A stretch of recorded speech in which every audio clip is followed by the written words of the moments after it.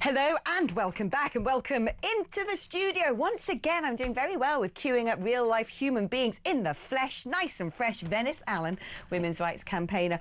And, well, you know, for us women's rights campaigners, today should be a glorious day because apparently the government have declared a national emergency when it comes to the safety of women and girls. Brilliant, I thought to myself when I heard that they've now realised this is a national emergency. Maybe they're going to turn around the boats. Maybe they might stop these men from fundamentally different cultures from, you know, wandering around outside the compounds of their hotels and chatting up schoolgirls. Yet maybe they might actually finally stop sitting on the judgment for the Supreme Court and come up with the actual guidance saying men shouldn't go into women's changing rooms.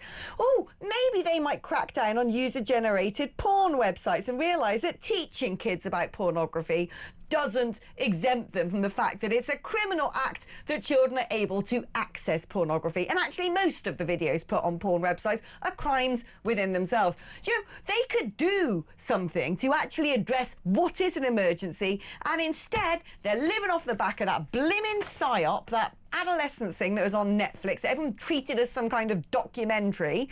And you know what? I agree with Kemi Badenoch, and she's turned around and said sexism classes are a distraction because British boys aren't the problem. I'm not saying they aren't being influenced by some of the horrible stuff they're seeing online, but oh, we got some bigger fish to fry, don't we, Venice? I mean, yeah, I do agree that we have got a specific problem with bringing lots of men in from really sexist cultures. But I also think that there is a point that we do need to solve the crimes that you're talking about, the crimes in pornography, the crimes in the girls' toilets. What young girls have to put up with nowadays is serious. Yeah. But I don't have any faith in the way that they're tackling it with classes. No. Well, the thing is, I think we're both sort of on the same thing here, which is we do live in such a hypersexualized age now.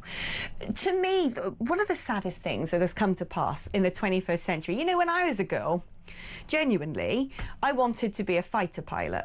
And I had on my notice board, I had a little clipping that my mum had got of the first female fighter pilot in the UK. Turns out I'm blimmin' myopic. I can't see the wood from the trees. You are a fighter pilot, Alex, on the telly. Yeah. But I'd love to have been in charge of a tornado. Better yet, the SR-71, the Blackbird. Boom! But no. But that, you know, and I grew up with Margaret Thatcher as a Prime Minister, the Queen, our three most successful monarchs, our longest reigning, and probably some of our greatest monarchs have been Elizabeth I and II and Victoria.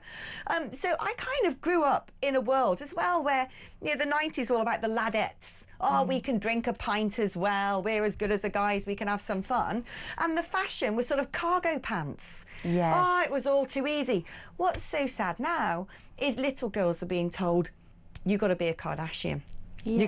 You've got to literally have implants and your body completely remodeled so you look like basically a composite of, you know, things that men might want in the bedroom and some useful orifices, and that's it. Oh, yeah, absolutely. It's so sad. No wonder so many girls, at the same time, they're being told, oh, do you not want to be a girl? Oh, you can choose to be a boy, hence the dysphoria. Or what people think, the brainwashing to people thinking they've got dysphoria. None of these topics are going to be tackled. None. None. And they're talking about consent. I mean, it's very interesting that they're talking about consent and yet they're doing this trial with puberty blockers of children who cannot consent. They're taking 226 kids and saying, oh, do you want to have no sexual feeling? Do you want to, you know, damage your bones, your brain, your fertility? And yet they want to tell my sons about consent in the classroom. I've got teenage sons, both of them have done consent classes, one at university, one at school. And it's just, it's all rubbish. That's not how you tackle it. We need to enforce the crime. When men commit and boys commit crimes, we don't need to create new laws. The laws are there. But where are the convictions? But I think we've got to stop this man-bashing, which emanates largely from Jess Phillips. It's men! It's men! Do you know what? But she won't say which men. Can we stop attacking all men? Because I know some thoroughly decent men. And the more we attack men, we need good men to be lifted up, elevated, praised, idolised, celebrated. The idea of a man being a father and a husband, not the perennial bachelor who's swiping right on Tinder and wears one of those weird deep knee t-shirts on his phone. Yeah, that's not the way. We don't want that.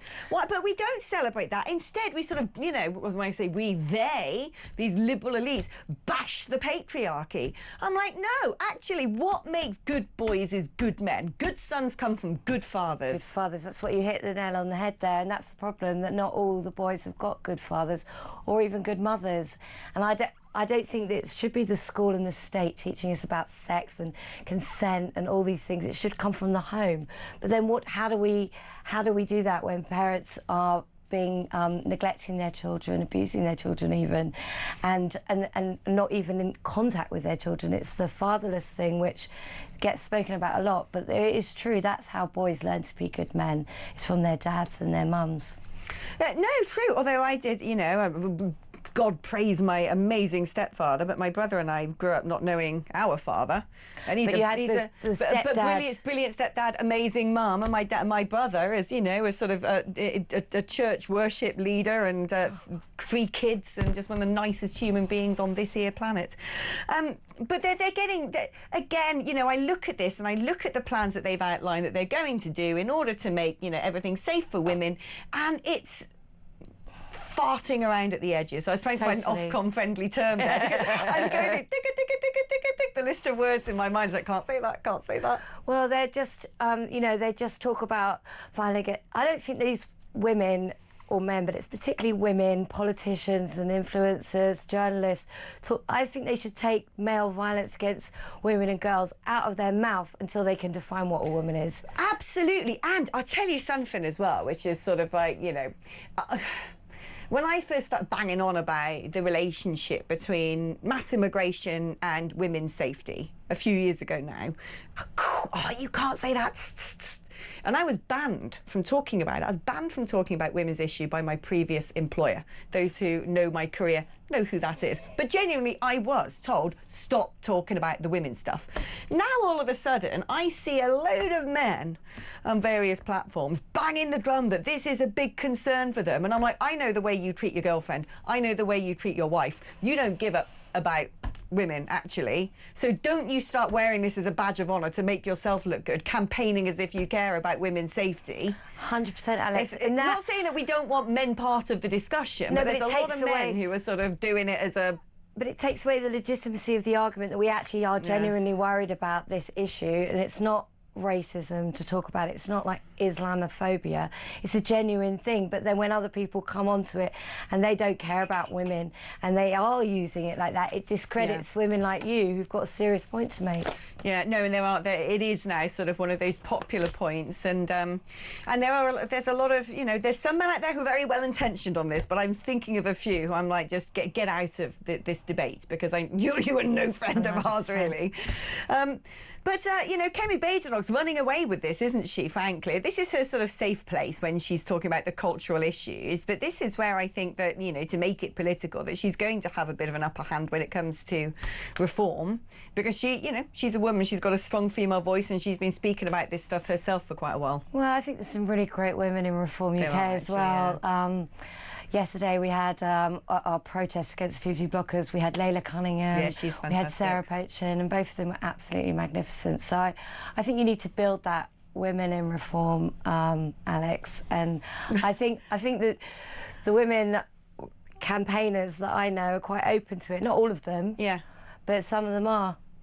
Yeah, and I certainly think if we leave the the job in the hands of the government and the Labour Party and Jess Phillips to be the ones to make inroads in protecting women's safety, I'm afraid I just don't think it's going to Unfortunately, happen. in the Labour Party, some of the most sensible voices are coming from men, like Blue Labour, John Hinder, Morris Glassman. They all understand this issue and they would agree very much with your point of view, my point of view. But the problem with Labour, I used to be in Labour, and they've got rid of all the brilliant women. Really? Well, you're not allowed to say anything. You got banned just for saying a woman is an adult human female. So who's left? Like Rosie Duffield. Yeah, and loads of other women that you might not know who weren't actually MPs, but were like driven out of local politics, like I was. Yeah, I mean, this is it. People like the Green Party and the Labour Party sort of, run around going, well, the Green Party's a whole another level of bad. The Green Party are terrible when it comes to women's protection. No, I know. Oh, Venice, it's been lovely having you here, and keep up the good work, and no doubt we'll meet again to have a proper old something fest. Put the world to rights. Put the world to rights, indeed.